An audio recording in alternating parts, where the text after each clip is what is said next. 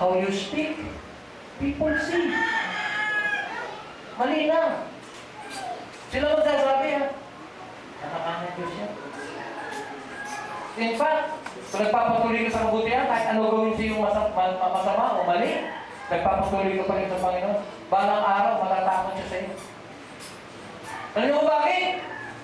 Parang si David, natakot si Saul sa kanya. Bakit? Kasi nakita niya na ang Diyos sumasa kanya. If God be for us, who can be against us? Hanggang ang Panginoon sinusunod mo, kapatid, huwag ka matakot sa intriga. Hanggang ang Panginoon ang sinusunod mo, huwag matakot sa sasabihin ng tao. Bakit? Kasi ang Panginoon ang bahala sa iyo. Amen. Amen? Amen. So it will be seen. Nakikita ba? Yes. Mga magulang, nakikita ba sa mga anak? Mga anak, nakikita ba sa mga magulang?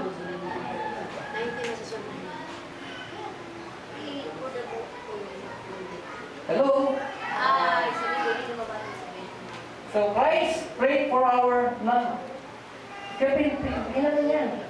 Na matututunan natin talaga na mahalin ang Diyos, buong puso, hindi kalahati, buong kaluluwa, hindi kalahati, buong pag-iisip, hindi kalahati. Full.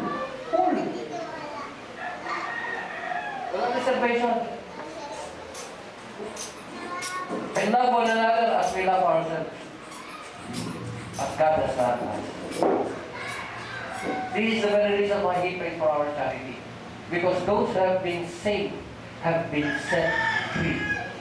And this is a reality. Totoo yan. Amen. Yan kailanman ang hindi pwedeng ipeke. Kung talaga naligtas ka, iniligtas ka, at ikaw ay pinalaya. Yeah. He that loved the Lord hate evil. He preserved the souls of His saints. He delivered them out of the hand of the wicked. You have been set free. Pinalaya ka. You have been delivered. For brethren, you have been called unto liberty. Use not liberty for an occasion to the flesh, but by love serve one another. And there is a need to maintain charity towards God and the brethren. Why? Because we have been called to liberty, we have been set free by love. Yan na. Then Jesus said to those Jews which believe on Him, if you continue in my word, then you are my disciples indeed. You shall know the truth, and the truth shall make you free. Maalitin pa ba natin? Nagpapaalitin pa ba tayo? Kapatid, ang tema ng mensahe natin, hindi mo kinakailangang magpatuloy sa pagpapaalitin sapagkat pinalaya. Kaya yung pag-ibig, yun yung malaya natin po pwedeng magamit in order to maintain purity and unity within the body. Ha? Ano sabi niya? Whatsoever we ask, receive of Him because we keep His commandments and do those things that are pleasing in His sight. You see? We have been set free. And we have a real relationship. Pero na tayong tunay na pakikipag-ugnayan sa Diyos. Why? Those who love God will obey God. Why? Because He gave us His Spirit. And those who love God will obey God because they have the Holy Spirit. And the reason of which is because we have a relationship with God.